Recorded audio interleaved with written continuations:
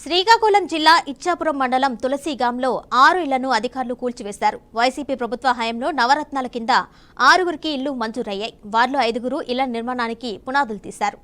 ఇవి అక్రమ నిర్మాణాలు అంటూ స్థానిక టీడీపీ కార్యకర్తలు ఎమ్మెల్యే బెందాలం అశోక్ బాబుకు ఫిర్యాదు చేశారు. అధికారులపై ఎమ్మెల్యేపై ఒత్తిడి చేయడంతో ఎలాంటి ముందస్తు నోటీసులు జారీ చేయకుండానే పునాదులు కూల్చివేశారు. లక్షలు వెచ్చించి పునాదుల నిర్మాణం చేపట్టిన లబ్ధిదారులు లబోదిబ్బోమంటున్నారు. లబ్ధిదారులకు వేరే చోట స్థలాలు కేటాయించి ఇస్తామని అధికారులు తెలిపారు.